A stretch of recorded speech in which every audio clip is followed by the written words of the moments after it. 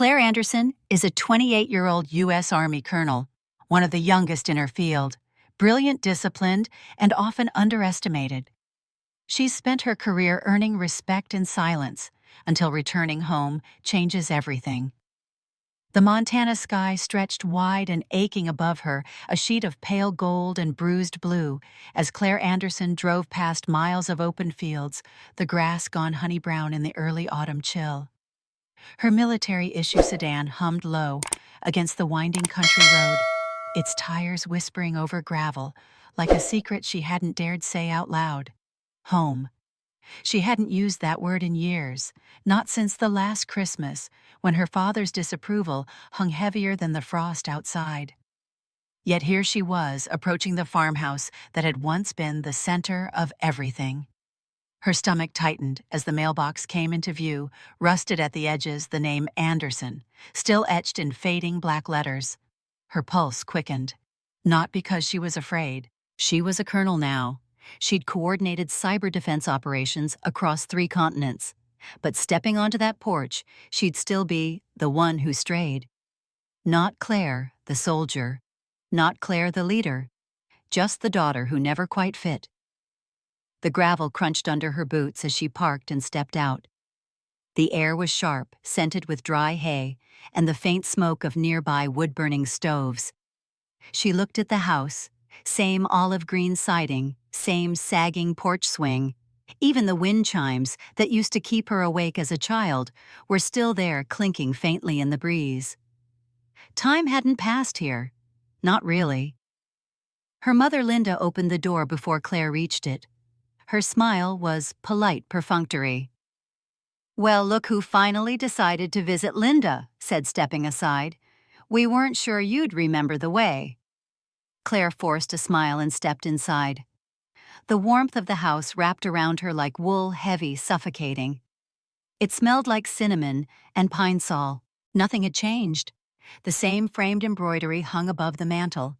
The same lace doilies covered the side tables. And on the shelves, trophies. Photos. Ryan's diploma from Columbia. Ryan's work award from Pinnacle Defense Systems. A framed photo of Ryan shaking hands with the governor. And not a single picture of her in uniform. Claire followed her mother's voice into the kitchen, where her father sat reading the business section of the local paper. Richard Anderson looked up, gave a grunt of acknowledgement, then folded the paper with the same crispness he used to dismiss her childhood dreams. "Ryan's got a new project," he said. "Not even a hello. Just got moved up to oversee supply chain integrity. The CEO is flying in next week. Big opportunity." Claire nodded. She knew. She'd read the internal brief. The Pentagon had looped her in weeks ago because she, Colonel Claire Anderson, was now the lead military liaison on the very contract her father's company was working to secure. But they didn't know that. They didn't ask. "I'm sure he's doing great," she said instead, removing her coat. The fabric of her civilian sweater suddenly felt like a disguise. "Of course he is," her mother chimed in, ladling soup into bowls. "That boy always knew what he was doing?" "Not like—" She stopped herself, smiled tight. "Well, we're just glad you're here, even if it's short." After dinner, Claire excused herself and climbed the familiar creaking stairs to her childhood bedroom. It was still pink. The floral wallpaper she'd peeled at during late-night calls with Eleanor was still half torn near the desk. The bookshelf still held her AP biology textbooks and a curling poster of the 2004 Olympic gymnastics team. And in the corner, still dusted and perfectly centered, sat the trophy from when she made varsity cheer captain's senior year. Claire walked over and brushed her fingers across the engraved plate. She opened her duffel bag and slowly pulled out her uniform. The fabric was crisp. Metals gleamed under the overhead light. Her rank patch 06 rested firmly on her shoulder. Colonel. A rank she'd earned in 10 years with no shortcuts, no favors. It had taken sweat loss and months stationed in places where letters didn't always reach their destinations. There had been a ceremony. She'd sent invitations. Her mother had RSVP'd with a polite maybe and never followed up. Her father hadn't replied at all. Ryan sent a thumbs-up emoji. Eleanor had come, though. General Eleanor Hayes. Mentor, anchor. the only one who hadn't treated her ambition like a phase. "You were always more than they saw," Eleanor had whispered, pinning the silver eagle to Claire's shoulder, "even when you weren't ready to see it yourself." Claire laid the uniform gently into the closet, behind a row of forgotten sundresses. She stared at it for a long moment, then slid the door shut. No photos. No signs of the life she'd built. To this house, to this family, her decade of service didn't exist. Here she was, still 17, still difficult, still the girl who turned down a marketing internship to enlist. She sat on the edge of the bed and let her fingers trace the edge of the old quilt. For a moment, her chest tightened not from regret, but from a quiet grief. A grief for the acknowledgement that never came. The version of love she had to stop needing in order to survive.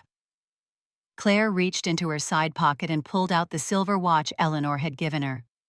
It still worked, ticking steadily. She looked at the time then, out the window. Tomorrow she'd walk into the Pinnacle boardroom. Not as Richard Anderson's daughter, not as Ryan's older sister, but as Colonel Claire Anderson, Pentagon's lead on the biggest contract of her father's life.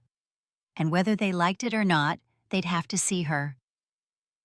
The dining room was warm, with the hum of voices clinking silverware and the smell of rosemary-glazed chicken, Claire's mother's signature Sunday dish. The table was set with the good china, the cloth napkins pressed into perfect triangles, and a crystal vase full of fall flowers as the centerpiece. The entire scene looked like something from a magazine, every detail curated, every moment meant to project an image: togetherness, tradition, success. Claire sat at the far end opposite her father, trying to blend into the linen and candlelight. So Ryan began, his voice louder than necessary.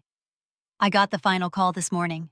The Pinnacle team bumped me up, project integrity lead.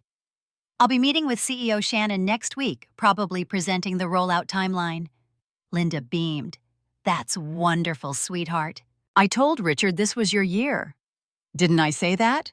Her father nodded approvingly, raising his wine glass slightly. "It's a big step. Shows they trust you with more responsibility. Shannon doesn't just meet anyone you know." Claire sipped her water. She had already met Shannon, twice. Once at a classified cybersecurity briefing, and again when she'd signed off on his company's eligibility to bid for the contract Ryan was now parroting in buzzwords. She said nothing. "Claire," her mother-turned voice polite but distant. "How's military life?" Claire forced a smile. "It's good. You still moving around all the time," her father cut in. "Must be exhausting. No stability, no roots." "It's part of the job," Claire said evenly. "I remember someone at church saying the Army's a great fallback," Linda chimed in. "For people figuring things out. Gives them structured discipline, like a second chance." Claire looked down at her plate. Chicken, potatoes, steamed green beans. Perfectly balanced, completely flavorless. "It wasn't a fallback," she said quietly. "It was my choice." Ryan let out a low chuckle. "Well, hey, glad it worked out for you. Not everyone can hack the corporate world." Claire blinked. The implication wasn't subtle. Tiffany, their cousin seated to Claire's right, looked over and gave a small, sympathetic glance. She hadn't said much all evening, but her presence felt quietly steady. Claire appreciated that. It was more than she got from most people in this room. Linda reached across to refill Ryan's glass, her voice bright again. "He's been working weekends, you know. That's what it takes, dedication." Richard nodded. "CEO visits aren't casual. Shannon's here to assess, figure out who's ready for next-level projects. Big things ahead for you, son." Claire's fork hovered over her plate. Her jaw clenched, but she said nothing. She knew exactly why Shannon was coming. Because she was. As the Pentagon's liaison, her on-site inspection had been scheduled months ago. It wasn't about Ryan. It wasn't about internal promotions. Shannon was coming because Claire would be there to finalize compliance protocols, assess cybersecurity posture, and sign off on their next phase of funding. But no one asked her why she was in town. Not one of them had bothered to ask. Tiffany finally spoke, her voice soft. "Didn't Claire just finish a tour abroad?" Claire looked up, surprised. "I did," she said. "I returned from Germany 3 weeks ago." Prior to that, I spent most of the year at Fort Meade working with the Cyber Command team. Cyber, Ryan raised an eyebrow, chewing. Like hacking, like securing the national defense infrastructure from foreign threats, Claire replied, her voice even. It's not just code, it's intelligence logistics countermeasure design. Ryan shrugged. Sounds complex. Claire smiled thinly. It is. Still, Linda said, folding her napkin. I hope you're thinking about what's next. I mean, the Army's good and all, but it's not forever. Eventually you'll want something real, a stable life, a career. Claire opened her mouth, then closed it again. What would be the point? To them, her life wasn't real because it didn't fit their mold. Her titles, her clearances, the lives she'd helped protect, they were invisible here. Just like her. Richard turned to Ryan again. The system you're working on, the supply chain monitoring one, I heard the contract's under final review. Claire looked up. Oh yes, Ryan said. They're sending some military person to review the protocol next week. Can't imagine it's anyone important, just a formality. Claire smiled more to herself than anyone else. Well, she said, setting her fork down, you never know who might show up. Richard nodded. We've prepared thoroughly. Whoever they send, we'll be ready. Claire sipped her water again. I'm sure you will. The rest of the meal passed in comfortable ignorance. Claire listened, watched, filed away every word. Later, as they cleared the dishes, Linda insisted Claire not worry about helping. You've had your fun traveling, she said lightly. Let us take care of the cleanup. Claire nodded, said her goodnights, and climbed the stairs with a quiet grace she had honed over years of silent disappointments. In her room, she sat on the edge of the bed, fingers wrapped around the old silver watch. The second hand ticked softly in the dark. They didn't see her. But tomorrow they would. Downstairs, the last dish had clinked into the drying rack. Her parents had turned in early. Ryan was probably still checking emails on the living room couch, basking in the afterglow of his own voice. Claire sat on the edge of her childhood bed, lit only by the moonlight spilling through the window. The same faded quilt stretched beneath her, yellowed at the seams, stitched by her grandmother when Claire was 10.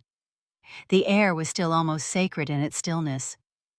She didn't move for a while. Then, with quiet resolve, Claire reached for the zipper of her duffel bag.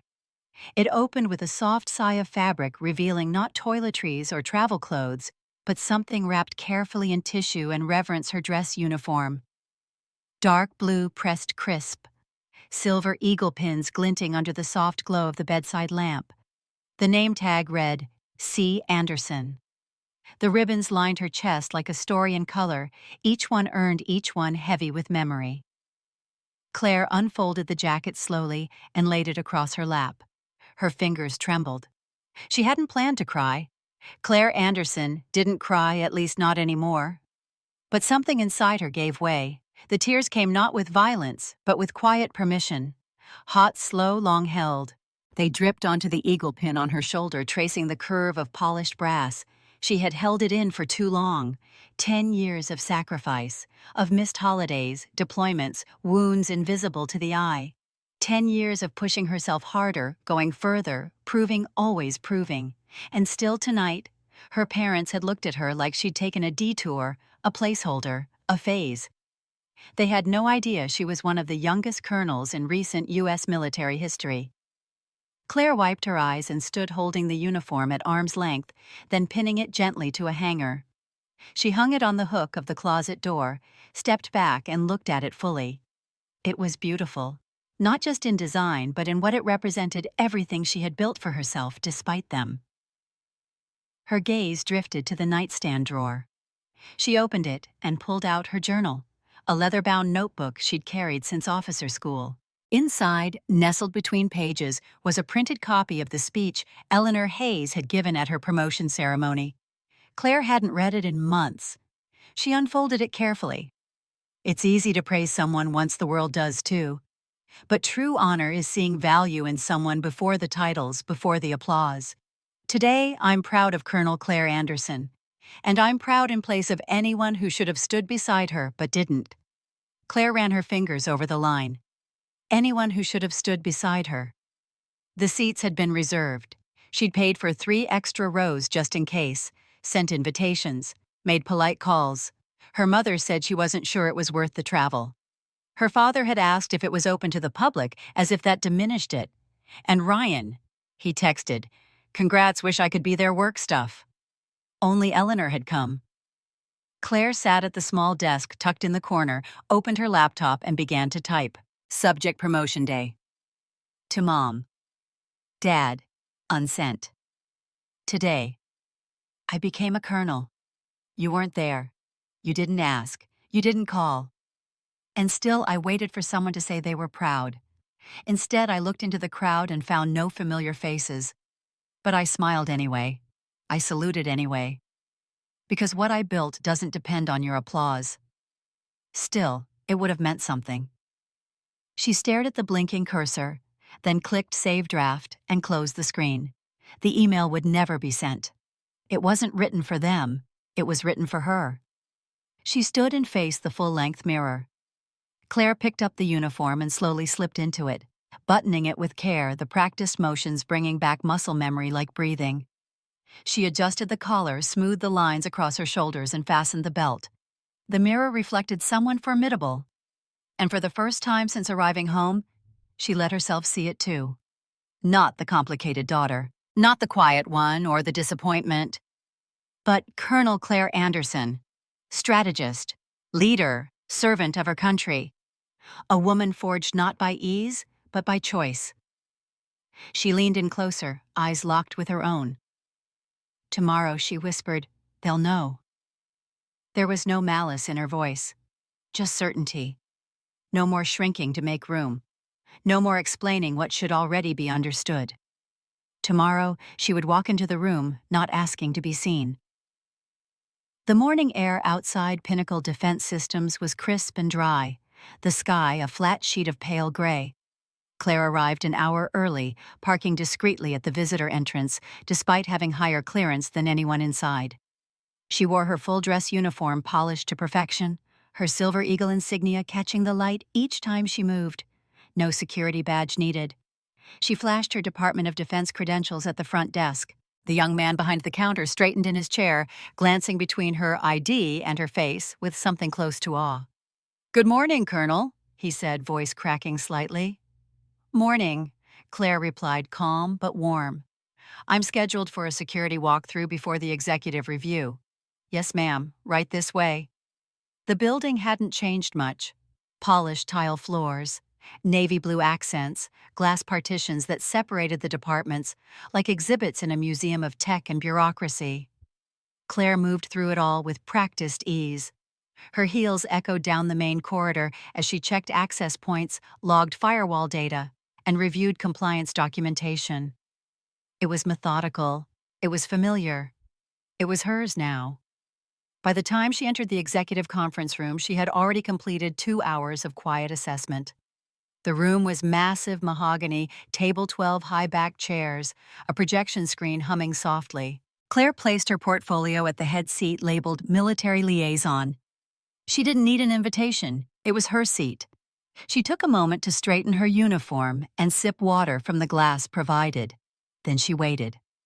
At precisely 9:00 a.m., the glass doors opened. Richard Anderson stepped in first, flanked by Ryan and a handful of senior managers. They were mid-conversation, laughing, discussing a slide deck, when Richard caught sight of her. He stopped walking. Ryan bumped into him from behind, annoyed, until his gaze followed his father's and landed on Claire. Everything froze. Their expressions shifted from confusion to disbelief to something raw panic, maybe. Claire didn't move. She simply sat there, hands folded neatly on the polished table, her eyes cool and composed. Richard blinked. "Claire Colonel Anderson," she corrected softly. "I'm here on behalf of the Department of Defense to evaluate the project under current review. I believe you're familiar with the contract terms." Ryan let out a short, disbelieving breath. You're the liaison." "Yes," Claire replied. "I have been for 3 months." Before either of them could gather a coherent response, the CEO strode in, a tall, confident man in his early 50s, with sharp eyes and a handshake like steel. Shannon Murphy. Claire stood to greet him. Colonel Anderson, he said, beaming as he extended his hand. It's an honor to finally meet you in person. We've appreciated your clarity and leadership throughout this process. Claire shook his hand. Likewise, Mr. Murphy. I'm looking forward to reviewing today's presentation. The rest of the room exchanged glances like someone had pulled the rug from beneath them. Shannon gestured toward the screen. Shall we begin? They all took their seats. Claire remained at the head of the table. Ryan sat 2 chairs down, visibly unsettled as he opened his laptop. The first half of the presentation moved quickly. Technical specs, procurement timelines, third-party compliance. Ryan read from his notes, but his voice faltered. He stumbled over acronyms he usually tossed around confidently. Claire remained silent, flipping pages in her dossier, occasionally making a note with her pen. Then came the segment on cybersecurity integrations, Claire's specialty. Ryan launched into it, hastily skipping details he couldn't explain. Halfway through a slide about encryption protocols, Claire raised a hand. "Excuse me," she said calmly. "Can you clarify your use of adaptive firewalls in Stage 2? The diagram here suggests a closed-loop configuration, but your previous reports indicated a hybrid model." Ryan blinked. We've been exploring both. That wasn't reflected in the documentation, Claire said. Which version are you proposing for final implementation? I can double-check with the tech team. Claire leaned back, giving nothing away. You're the project lead. I assume you've signed off on this configuration? Ryan's face flushed. Yes. Yes, the closed loop was what we finalized. Claire nodded once, but the room had already caught the undercurrent. The CEO frowned. Let's flag that for correction. We can't afford inconsistency in defense contracts. Yes, sir, Ryan said, voice tight. The presentation limped forward, but the dynamic had shifted. Claire was no longer a figure in the background, she was the one everyone deferred to. When she spoke, people listened. When she asked, they answered. She didn't raise her voice. She didn't assert dominance. She simply existed in a space they never expected her to own. And she owned it completely. By the end of the meeting, the CEO turned to her. Colonel, will you be providing your official assessment today? Yes, Claire said. I'll have my initial report sent to the Pentagon by end of day.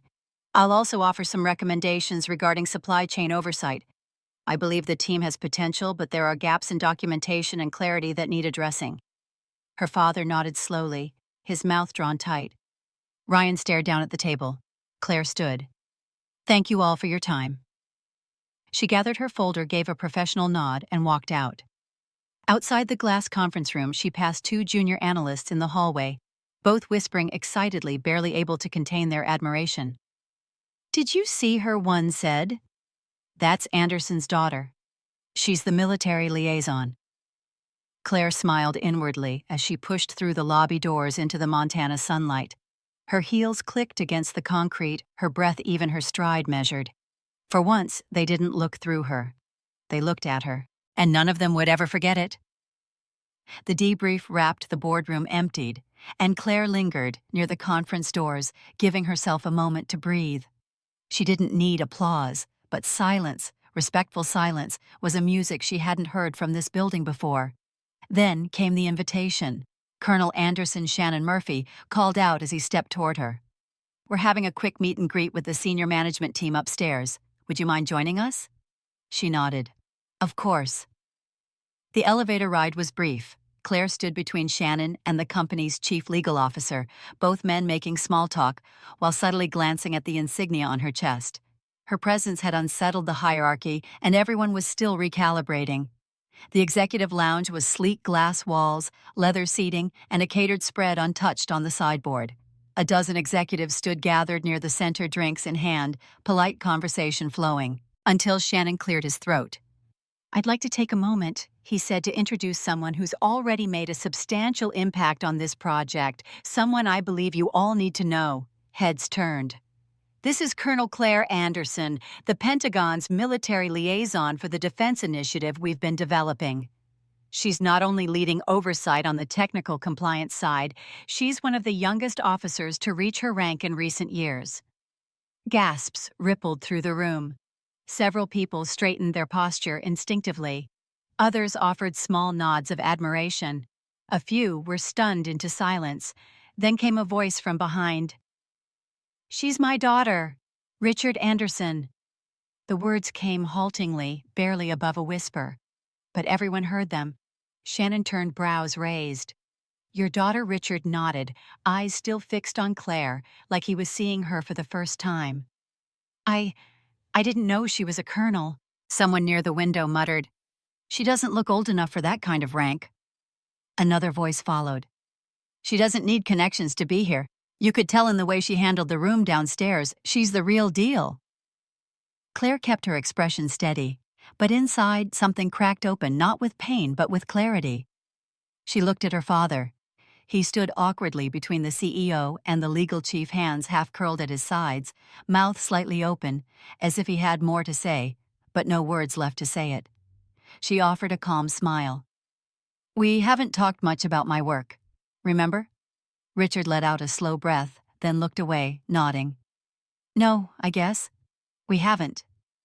He didn't say more, but he didn't need to.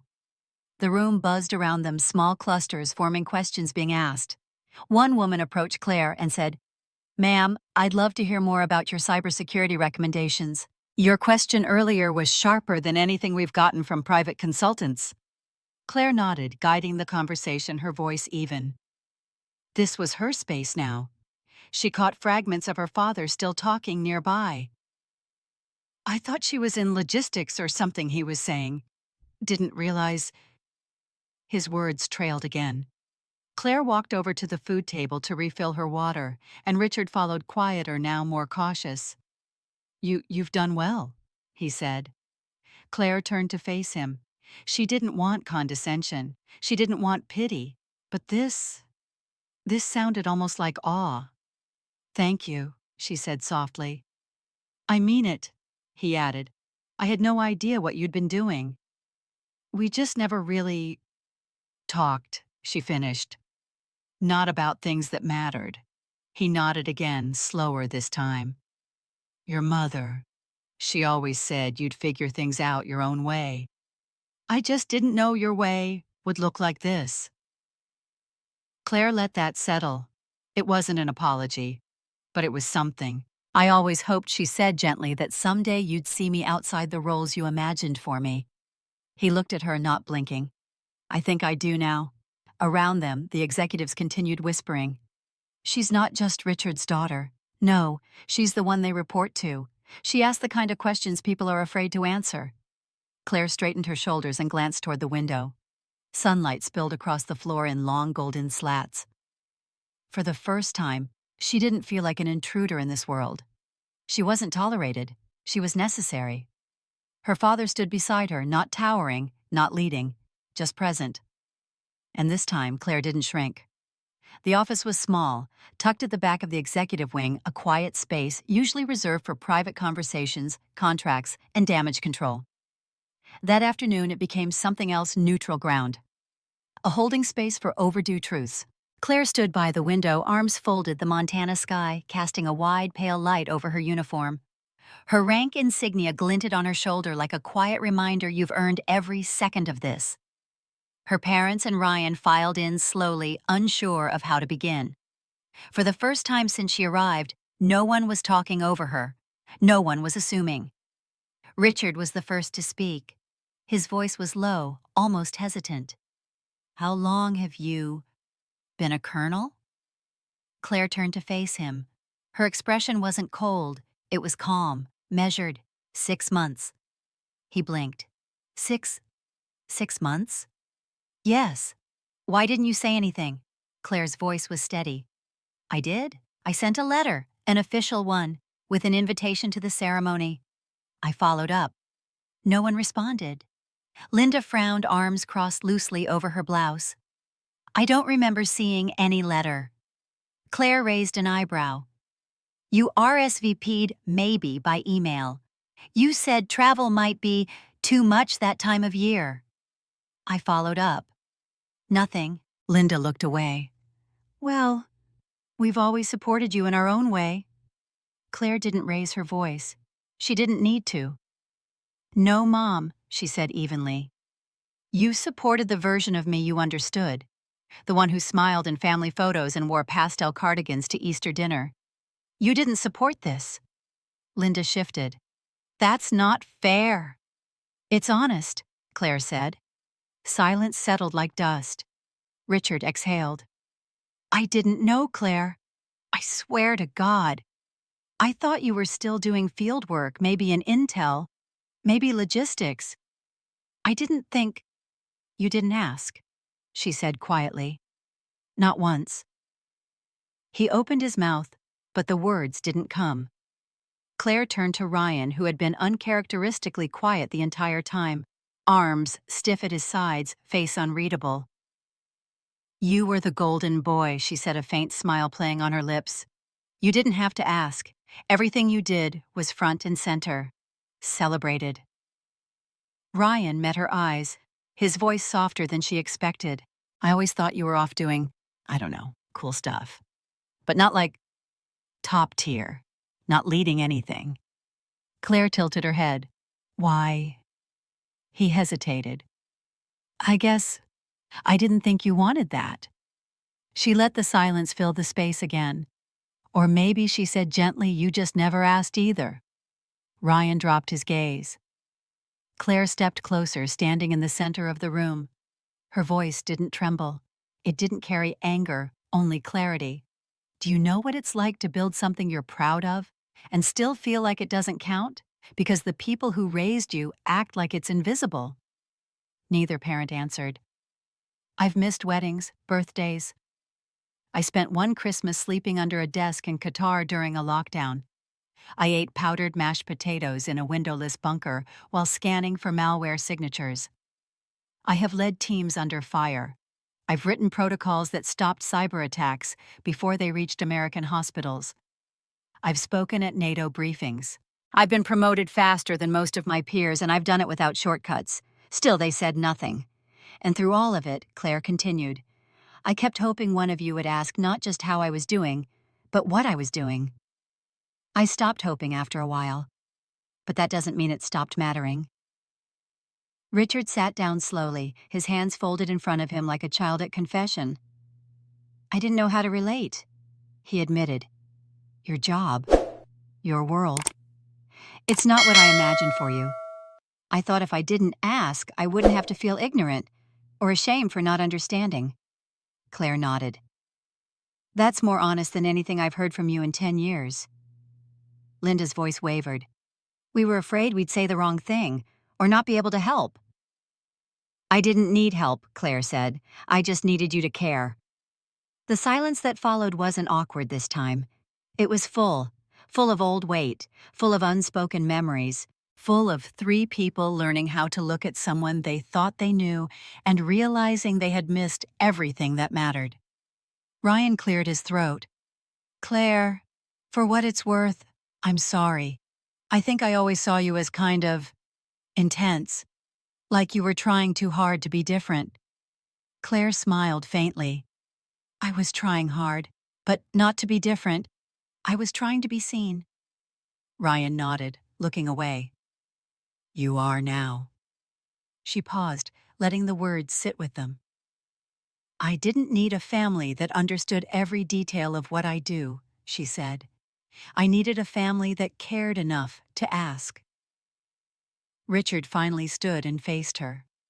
I don't deserve to call myself your father right now, he said quietly. But I'd like to earn back the right to be proud out loud. Claire looked at him for a long time. You don't need to earn it, she said. Just don't ignore it again. He nodded. The room held a different kind of silence now, a beginning. The scent of cinnamon and baked apples filled the townhouse kitchen, warm and nostalgic in a way Claire hadn't expected. It was early evening in Washington, D.C., and the soft hum of city life buzzed just beyond the window panes. Inside her home, laughter and clinking glasses replaced the quiet ache that once accompanied family gatherings. This time was different. Claire stepped into the dining room, a linen apron tied over her pressed slacks, carrying a dish of roasted vegetables.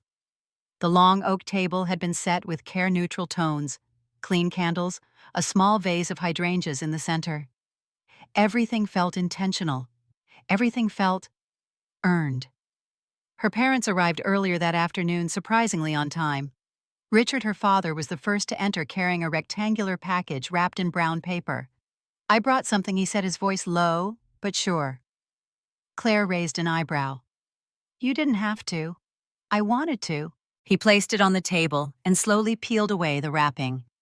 Inside was a framed article, high-quality print, mounted behind glass. Cyber Commander, the woman behind the DoD's most secure project yet. Below the headline was a photo of Claire in uniform standing beside Pentagon officials mid-briefing. Richard had even included the byline, and at the bottom corner, a small gold plaque, Colonel Claire Anderson, National Security Division 2025. Claire blinked, swallowing the emotion that rose too quickly. "You had this framed?" Richard nodded. "I've shown it to more people than I can count." She didn't speak. Instead, she reached forward and ran a hand along the edge of the frame, then gave him a quiet, grateful smile. Linda stepped in next, holding a pie carrier in both hands like it was an heirloom. "It's still warm," she said, almost bashfully. "Your favorite apple, the same way Grandma used to make it." Claire took the container gently and looked at her mother with curiosity. "You made it?" "I did," Linda said. Then more softly, "It was time I learned how to do it myself." Claire led them into the kitchen, where the counters were lined with dishes and wine bottles, the aroma of rosemary and garlic wafting through the air. Ryan and Tiffany arrived last, with a bottle of champagne and a bouquet of sunflowers. Ryan had grown quieter since the last time they'd all been in a room together, but not distant, just more observant. The family gathered around the table, laughter rising naturally. Stories spilled out between bites of chicken and mashed sweet potatoes. But the atmosphere shifted gently when Ryan raised his glass. "I've got something to say." Everyone looked up. Ryan cleared his throat. "I used to think Claire and I were just different, that she'd taken some offbeat path because she didn't know what she wanted." Claire smiled at the phrasing and he caught it chuckling. "But the truth is," he continued, "my systems weren't holding up. We had security gaps firewalls that looked impressive, but weren't layered deep enough. I was panicking and I didn't know who to call." He turned to Claire. "And then my sister, who I finally realized was a literal cybersecurity colonel, stepped in. She helped overhaul the structure in 4 days. We passed the next audit with flying colors. Our clients even asked who designed the upgrades." He raised his glass higher. "To Colonel Anderson, who not only saved my project, but showed me what real leadership looks like." Claire flushed with warmth as her family echoed. "To Colonel Anderson," their glasses clinking gently. It was then that the doorbell rang. Claire excused herself and crossed the hall. When she opened the door, a familiar silhouette stood beneath the porch light, elegant, confident, and sharp as ever. Eleanor Hayes. The general smiled. "Hope I'm not late." Claire stepped forward and wrapped her in a hug. "Never." She guided Eleanor inside and the room shifted subtly. Not with tension, just reverence. There was something undeniable about Eleanor, from the poise in her posture to the gravity in her gaze. "This," Claire said, leading her to the center, "is Brigadier General Eleanor Hayes, my mentor, my friend, and the only one who showed up when I was promoted." Eleanor gave a small nod. It was never a question. Linda stepped forward. "We've heard a lot about you. Thank you for believing in her." Eleanor glanced toward Claire. She never needed belief, just a space to become. Dinner resumed with gentle conversation, laughter, and slices of warm pie. For once, Claire didn't feel like she had to filter herself. No role to play, no image to protect. She was simply there, present, whole. After the dishes were cleared and the candles burned low, Richard approached her once more. "You've built something I couldn't even imagine," he said. "And I was wrong not to ask sooner, but I'm here now and I'm proud now. And if you'll let me, I'd like to keep showing up." Claire looked at him for a long moment, then reached out and squeezed his hand. "You just did." The living room glowed with the soft warmth of a Sunday afternoon sun. Claire stood quietly near the fireplace, a mug of tea in her hand, the room calm, filled with a kind of silence she hadn't known growing up, a silence without judgment, without expectation. She looked up at the newest addition to her wall. A photo carefully framed, not just any photo. It was the moment after her final debriefing with the Department of Defense, the day the project had been secured. She stood in full uniform flanked by General Eleanor Hayes and CEO Shannon Murphy. The three of them smiling, not for the camera, but for what they had built together, for what had been earned. Next to that photo was another, one taken just weeks ago, her parents and Ryan standing in her kitchen, glasses raised, Tiffany laughing in the background. Claire centered in the frame, still in uniform but softer, lighter. The kind of peace that comes not from being seen by others, but from seeing yourself. From the hallway, voices drifted. "Your daughter's a colonel," someone asked. Her father's voice responded. No hesitation, no apology.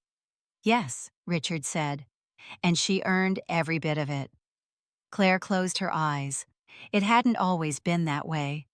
She could still remember the moments that hurt, the unopened letters, the awkward dinners where her achievements were invisible, the silence that followed every time she shared something vulnerable. She'd carried all of it. The time she overheard her mother say, "Claire's a little intense. I don't know where she gets it." The promotion she celebrated alone, eating takeout on a hotel bed in Texas. The family emails she stopped reading because she wasn't mentioned again. But none of it lived in her anymore. Not like before. She had made peace with it, not because they'd changed, but because she had. She didn't need validation now. And maybe that's why it came. Not as applause, not as apology, but as something deeper, quieter. Respect. Claire walked over to the photo wall and adjusted the frame ever so slightly. Her fingers lingered on the edge. Once upon a time, she had craved their recognition like oxygen, had twisted herself into every possible version just to earn a sliver of, "We're proud of you." But now she could breathe on her own. Behind her, the kettle clicked off. She took one last look at the photos, then turned toward the kitchen. She passed the small silver watch on the entry table, the one Eleanor had given her, and smiled. It had kept ticking no matter what, like her. She paused at the door and looked back once more, and then, for the first time, she whispered to no one in particular, yet somehow to every version of herself that had once waited to be enough. "You did it." And for the first time, the voice in her head didn't question it. It believed her. To you, whoever you are, wherever you're standing, maybe you've been overlooked.